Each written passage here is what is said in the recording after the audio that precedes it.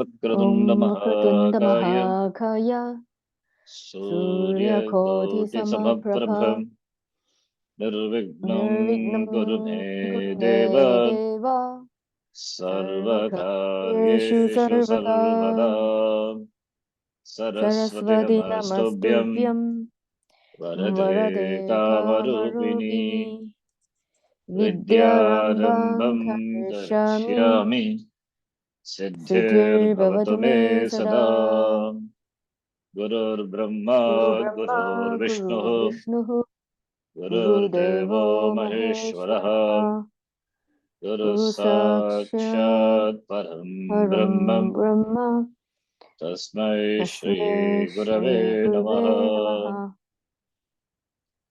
अपारकरुणा Om सिन्धुं Sindhu ज्ञानदं शान्तरूपिणं Shantarupinam श्रीचन्द्रशेखरगुरुं Chandrasekhara Guru प्रणमामि Pranabhakudam मुदान्वकम् Vaham यत्कृपालेशमात्रेण Kripaleshavadhyana पुमान्तो नः Pumanto प्रजायते Prajayate तं Tam वन्दे Vande Brahma ब्रह्मविद्गुर्यं Viduryam सद्गुरुं Sadgurum Chandrasekharam चन्द्रशेखरम् Om ॐ सहना भवतु Sahanavadu सहनौ Sahano भुनक्तु Punaktu सह वीर्यं Sahaviryam करवावहै Karavahe Tejasvinavadhe तेजस्विनावधीतमस्तमा Yavahe ॐ Om शान्ति Shanti शान्ति Shanti शान्तिः Shanti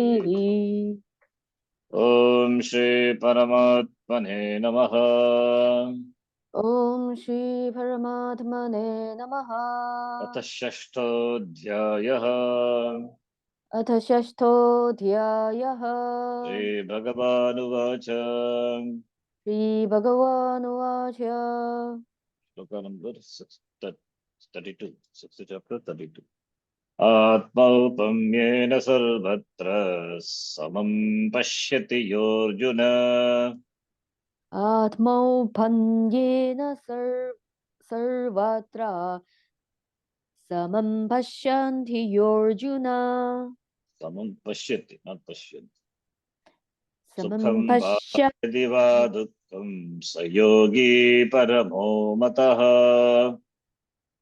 Sukham va yadi va dukkham sayogi paramo mataha.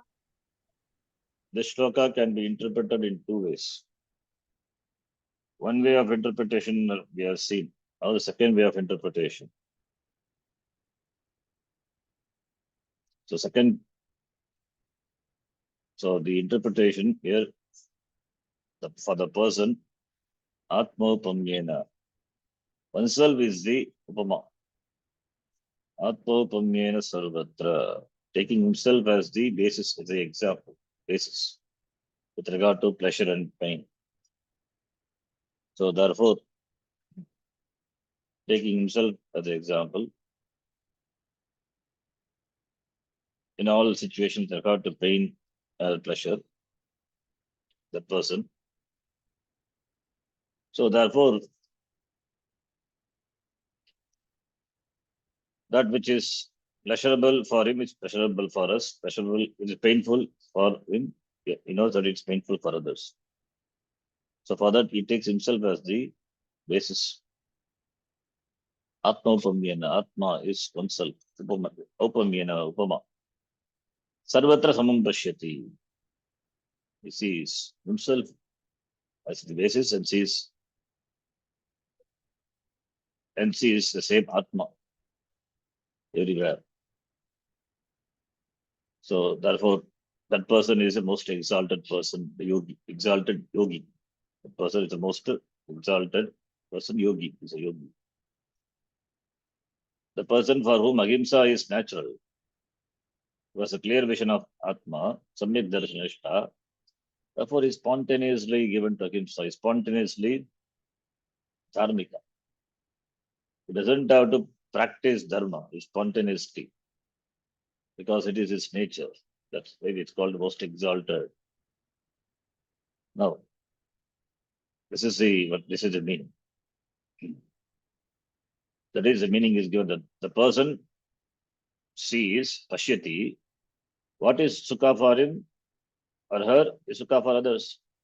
What is dukkha for him is dukkha for others as well. This is spontaneous. This is spontaneous. Therefore, the person has got equal vision. Therefore, there is no question of this person violating dharma.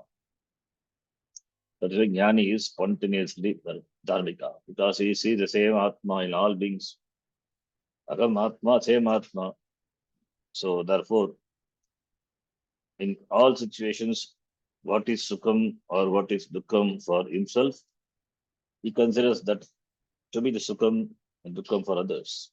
Therefore, its response to situations will be in keeping with, it will be in keeping with himself as a basis.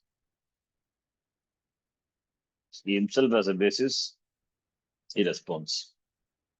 Therefore, only the person is dharmika, spontaneously dharmika. He doesn't practice ahimsa, he doesn't practice other values. That is one meaning of the shloka. Second interpretation is, we can look at this verse in another way, using the option offered by the word va. Sukham va, yadi va, dukkam va is the two times va va. Va as or, by adding this va or to sukha and dukkha. Sukham va, yadi va, dukkam. Here the situations are categorized in a twofold way. Those producing sukha, those producing dukkha, both of which, if it is sukham or dukkam, both of which samam pashyati. He looks at equally. Sukham va, yadi va, dukkam. This means that for the person, sukham, dukkam are same. Because, why? Because he or she looks at them with the example of, with the basis of himself or herself alone. So Atma, oneself, Atma being the example, the basis of measurement, the matrix of judgment. Therefore, the person sees that which is equal in Sukha and Dukkha. Sees that which is equal. How is this possible? Because the person understands the nature of Atma as fullness. As oneself, it is fullness, it is Purnaha, and from this basis, he looks at Sukha and Dukkha. So Sukha and Dukkha, where is Sukha and Dukkha? Sukha and Dukkha also within that fullness alone, Purnatvam alone. So therefore he looks at them from the standpoint of the himself, that is Atma. So therefore, this person is equal. He sees them equally. The response is equally. Samam pashyati. So he looks at the situations equally. Therefore, it's a response also, because Sukham is there, he doesn't get elated too much. Dukkam is there, he doesn't feel dejected.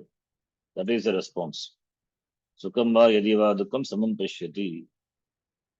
From the standpoint of Atma, he sees the Sukha is also within the fullness alone, Atma alone. Dukkam also within Atma alone. Then Aham Atma Purnaha, and what is Sukham, what is Dukkam? Sukham, what you say, that is within Atma, Dukkam also within Atma. This doesn't mean that the person doesn't meet with situation producing Sukha and Dukkha. The point being made here is the person looks at all situations, even the Dukkha of death, pain, the death, Varanam, from the basis of Atma alone. Because the person knows oneself, Atma as fullness, therefore, there is no ripple of reaction, whatever be the situation. Like the worldly man, he doesn't react. Reacts, but not as the worldly person reacts. To put it another way, when Sukha comes, the person's fullness doesn't increase. So I said doesn't get elated. Already is happy. What Sukha situation can give? Can it increase the happiness? Already is happy. It cannot be improved. So what Sukha, when Sukha comes from any situation, that is not going to increase the happiness of the person. Similarly, when Dukkha comes, already it is full, complete. What can Dukkha do? Can it decrease the happiness? No. Purnatvam minus is Purnatvam only. Purnatvam minus something is Purnatvam. Purnatvam plus something is Purnatvam. So that is Samam Pashyati. That is the Samam Pashyati. Sukamba Yadiva Dukkam. It treats them equally. Meaning that the person is always with Ishvara Maya Vartate. Therefore, it doesn't react as a worldly person reacts. Worldly person, when Sukha comes, gets much elated, jumps and hit the ceiling. When Dukkha comes, it's dejected. So therefore, here for this jnani, there is no such extreme reactions. Sukha comes, let Sukha come. Dukkha comes, let Dukkha come. He welcomes them. He welcomes both of them. Because it is not going to create any dent in the person. It's fullness. So therefore, since the person is Ishvara, it's always with Ishvara and is Ishvara, he has discovered its Swarupa to be Brahma, therefore is Ishvara. Therefore, he remains in Ishvara, remains with Ishvara. Mai eva vartate. Sukamba yadiva dukkam. His fullness is not disturbed. Apuryamana machala pratishtam savudramapa pravishanti. The second chapter. Same idea. The ocean is full. Apuryamana. All the rivers entering the ocean. What can all the rivers entering the ocean? What can the river do to the ocean? Already the ocean is full. Fullness cannot be improved. Similarly, the dukkam or sukham cannot create any change in the person. Therefore, Mayi Vartate is with Ishvara. So there is no situation, that is, this is the meaning, there is no situation which is going to take the person away from Ishvara. Whereas for a samsari is taken away from Ishvara when he feels, when he gets sukham or dukkam. When sukham comes, he forgets Ishvara. When dukkam comes, at all time also, he forgets Ishvara, or he so intense. So he's that time he intensely does prayer and all. That time he remembers probably the Lord. Whereas sometimes when dukkam comes, the pain make him forget also the Lord. He moves away from the Lord. This is the Lord of the samsaris. Whereas for this person, they cannot get any change. There is therefore no situation, sukha producing situation or dukkam producing situation can take away him from Ishvara, because he is with Ishvara and he is Ishvara. This is a connection with the previous shloka where it was said. The previous shloka is the previous shloka 31. Sarvabhuta sitam yoma bhajate kattamasitaha. Sarvata vartamanopi sayogi mai vartate. So whatever the person does, he remains with me alone. Sarvata vartamanopi. Whatever he does, whatever he or she does, he abides in me alone. Therefore, there is no question of the person being away from me or forgetting me, Ishvara. So that is his second interpretation of this shloka. First interpretation, he takes himself as a basis with regard to the situation producing sukha and dukkha, and therefore he responds. Second thing is saying with regard to the experience of sukha and dukkha, which cannot take him away from Ishvara. That is second interpretation. So therefore, because of any situation involving sukha or dukkha, therefore there's no question of the person being away from me. Why? Because Atma is the example, Upama, the basis. The basis for the person, the Atmakam is I. Therefore, he cannot move from this I, away from I. I is full. It is Purnaha.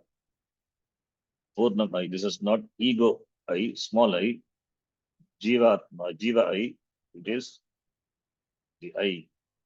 Agam Shuddham Agam Chaitanyam Brahma Atma. Previously, it was pointed out that Atma is Parameshwara, Paramatma. Therefore, Paramatma is Upama. The example, Atma Upamyena, Paramatma is the Upama, the example for the person who comes to bear upon all situations with the fullness, that is the nature of Atma. This particular interpretation is keeping the example of the river and the ocean, second chapter of the Gita. That is what I said. Apuryamana machala pratishtam samudramapa pravishanti yadvate. The river entering the ocean. What can the river do to the ocean? Can it change? Can it increase? Can it increase the, the, the size of the ocean? The ocean just absorbs the river. The ocean just swallows the river. The river cannot create, cannot increase or decrease. The ocean remains as it is. Similarly, here also, Sukham or Dukkham doesn't move away from Ishvara. So that is the second interpretation. So Atmaupamyena Sarvatra. So Paramatma is the basis, who comes to bear upon all situation with fullness. That is the nature of Atma. Therefore, the verse says, here Swamiji quotes from this second chapter, Apuryamanamachala Pratishtam Samudramapa Pravishanti Yadvat Tadvat Kamayam Pravishanti Sarve Sashantimapnoti Nakamakami. Apuryamanam. Puryamanam is Purnam, fullness. That which is completely full, filled from all sides. What is the ocean? Like the ocean, Samudra, which is full, and it is Achalam, means the ocean remains in its own glory, doesn't move. Achala, not Chalanam, doesn't move. It is full, it's up to the brim. And it is well rooted, Pratishtam, that which is Pratishtam, which is well rooted in its own glory, Pratishtam. Into this ocean, the river enters, Pravishanti. Apaha is waters. Waters of the river enter the ocean from different directions. Now, if the ocean is going to be affected by the entry of the river water, no. Does the ocean increase? No. Or if no river water enters, is the ocean going to decrease? That also no. Or if no water enters for a time because of drought, etc., the ocean doesn't increase. Therefore, the oceans do not dry up, nor do they overflow. Such situations do not occur. Similarly for this person. Therefore, the idea is the fullness doesn't depend on situations, depends on nothing. The fullness is dependent on this Swarupa, I alone. This example is a good one in terms of the fullness. That is the nature of Atma. So this example, river entering the ocean, is a good example for explaining the fullness. The example holds water, in other words. The example holds water. It's a good example. Whether the waters enter or do not enter, the ocean remains the same always. It is always oceanness, because the oceanness of the ocean doesn't depend on any other source of water to be ocean. Similarly, here, the yogi, the jnani, the wise man, is anantaha, is purnaha.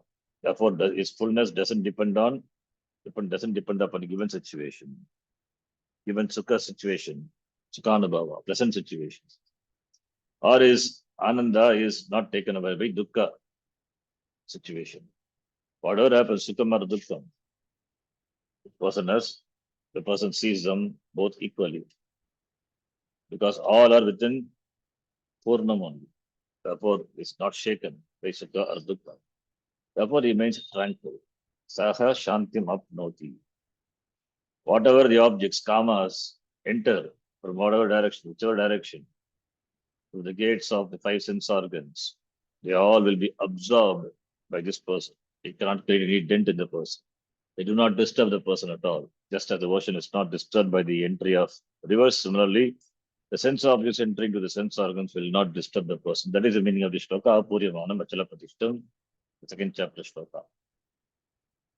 Whereas the person who is a desire of objects, Kamakami, who is a Kamakami, who is Kami, desire of Kama. Kama is objects, Kami is the one who desires. It's a desirer of the Kama objects. Who is dependent upon the presence or absence of the objects for its happiness. Is likened to a pond. Pond is not like a ocean. It depends on the water sources. If too much water comes in the form of rain or floods, what happens to the pond? You don't see the pond at all. The pond is submerged in the water. And also, if there is no rain, it completely dries up. So therefore, Kamakami is compared to pond.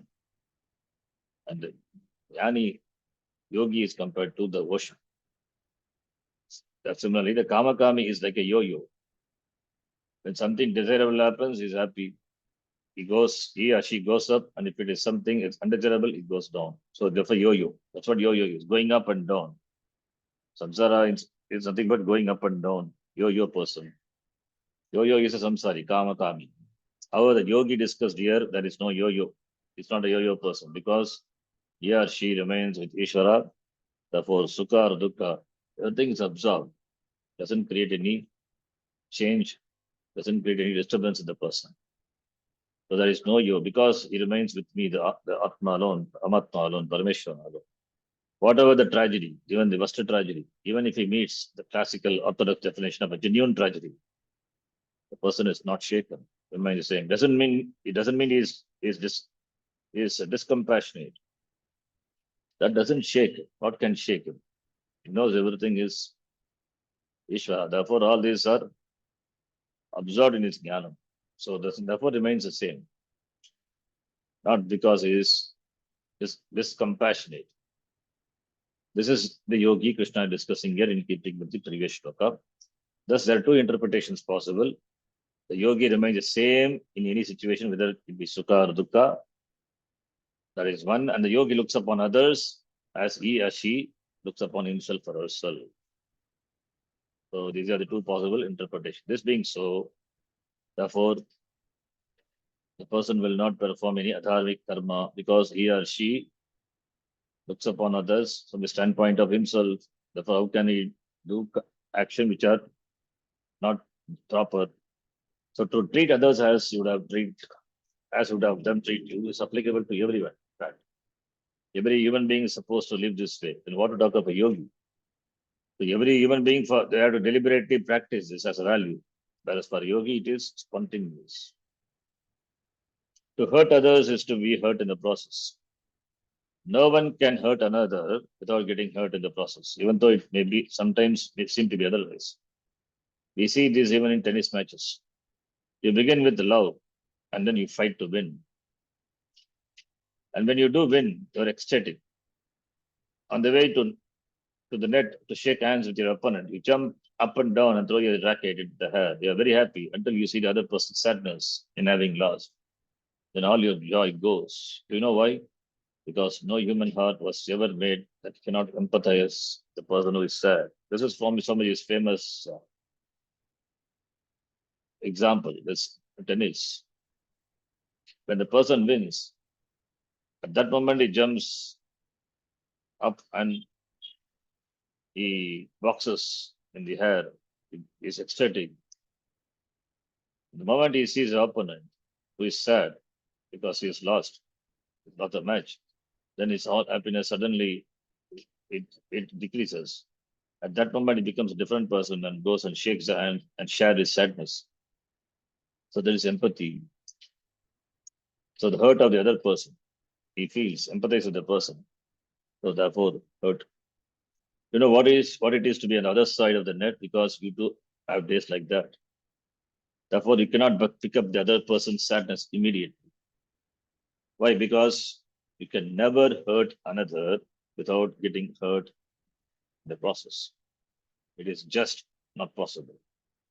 We think there are criminals who have so hardened their heart that they can automatically do harm to others. This is not true. Even psychopaths have the spells of empathy because the human heart is so.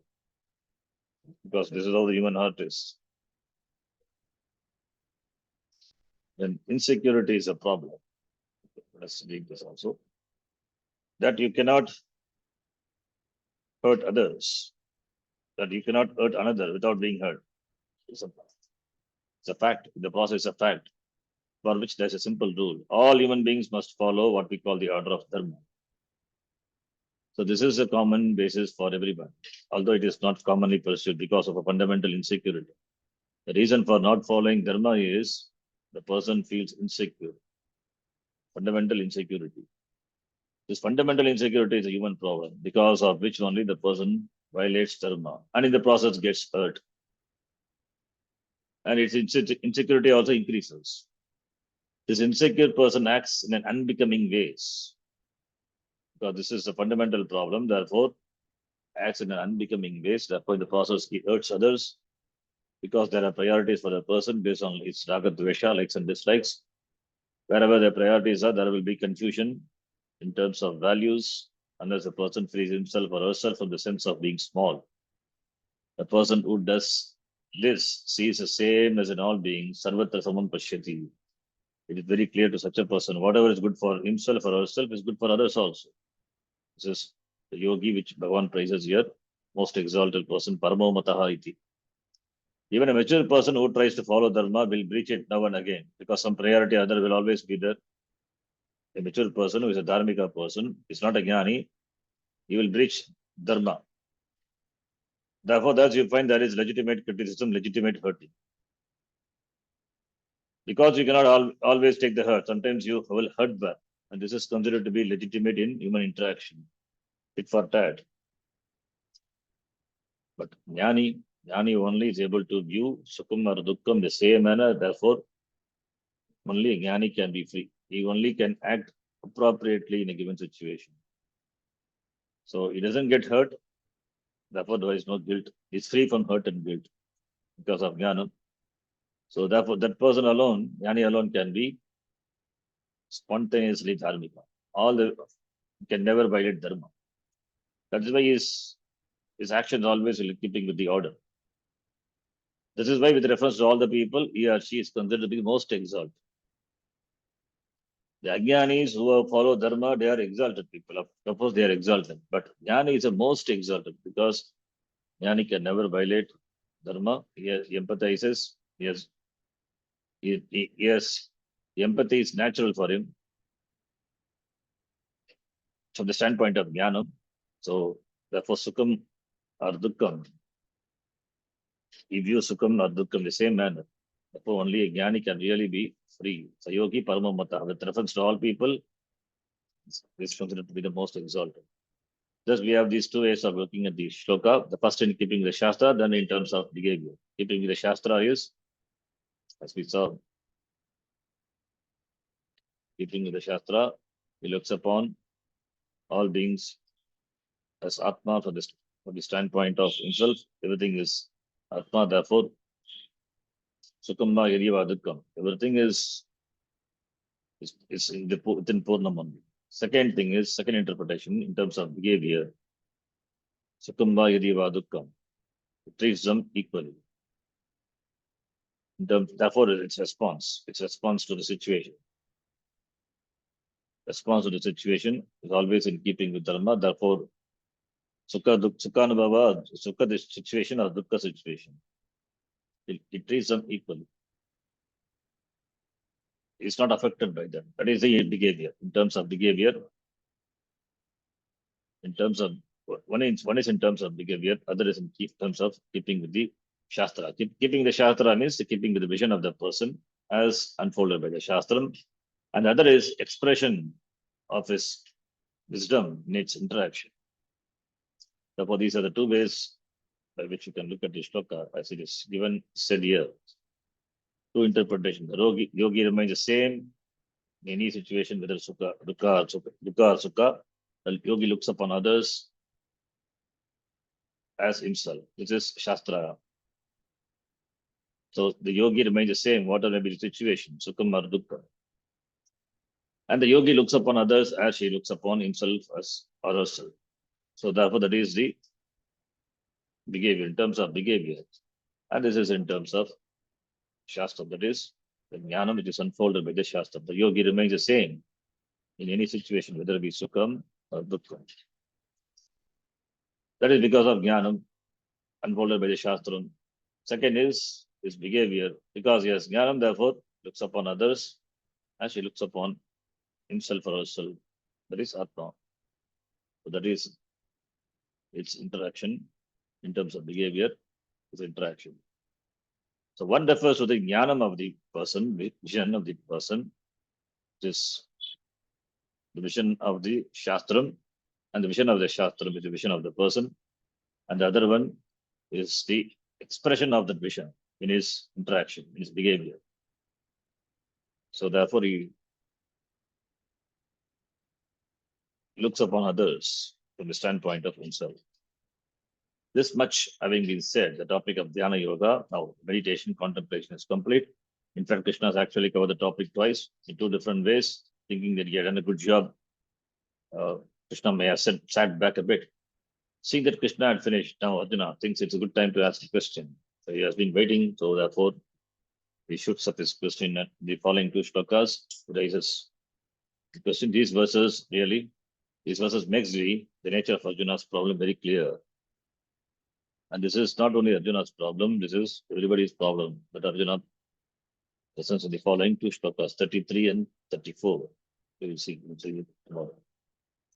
Om Purnamadav Purnamidam Purnat Purnamudachyate Purnasya Purnamadaya Purnameva Vashishyate Om Shanti Shanti Shanti Hari Om Shri Gurubhyo Namaha Hari Om Dhanyavada.